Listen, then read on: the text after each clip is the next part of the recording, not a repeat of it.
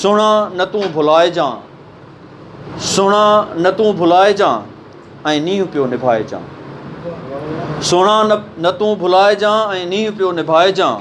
ही प्यार पंहिंजी मंज़िल आहे, मंज़िल न ॿी पुछाइजां। मां जॾहिं बि असल ॻाल्हि हूंदी आहे माण्हू जी नियत। जंहिं मोहबत वारी ख़ुलूस नियत सां ही प्रोग्राम कयो वियो आहे, मां साईं वारनि खे मुबारकबाद थो ॾियां। उनखां बाद में साईं रोशन अली तुंजो साहिब मरहूम जे फ़र्ज़ंदनि खे मुबारकबाद ऐं साईं नंगर चन्ना साहिब खे, जंहिं रंडा रोड़े हिकिड़ी शइ सिंधी मां तर्जुमो करे उर्दू में असांखे ॾिनी आहे।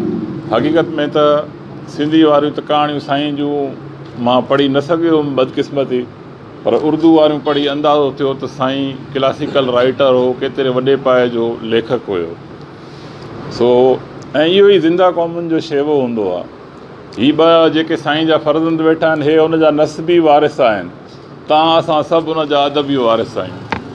त इन विरासत में माना असां सभु गॾु आहियूं। उन जा फ़र्ज़ंद बि गॾु आहिनि, असां जेके अदबी वारिस आहियूं उहे बि गॾु आहियूं।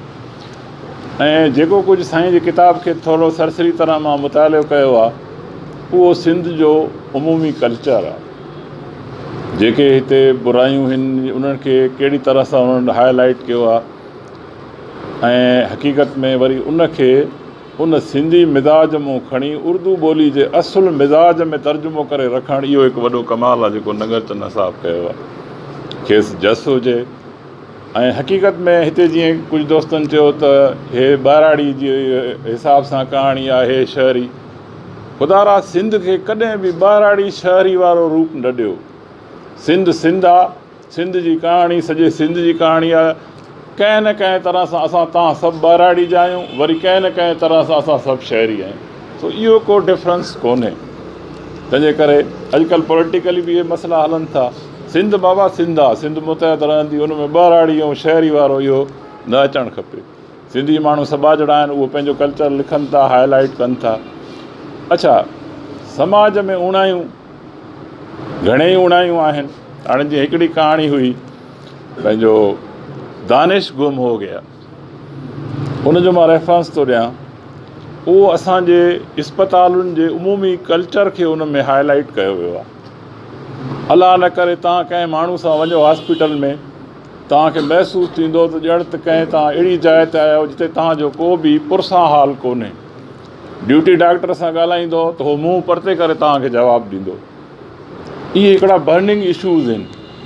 अहिड़े क़िस्म जी कहाणियुनि खे साईं उन में हाईलाइट कयो आहे काफ़ी।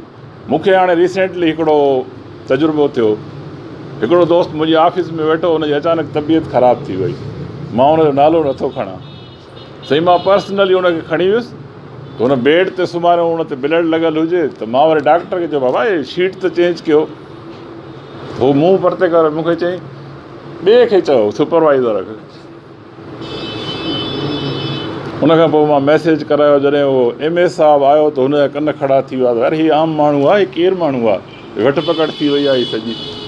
बहरहाल इहो ॼण इहे असांजा मसइला आहिनि जिन खे उन्हनि हाईलाइट कयो आहे। मां हिकु दफ़ो वरी बि साईं बशीर साहिबु जेको सचल मर्कज़ जो रूह रहमा आहे, साईं मोहम्मद अली पठान साहिबु, एहसान दानिश, रिज़वान साहिबु, सभिनी खे मुबारकबाद ॾियां थो त अहिड़ो ख़ूबसूरत प्रोग्राम जिन कयो आहे। तव्हां दोस्तनि जी महिरबानी।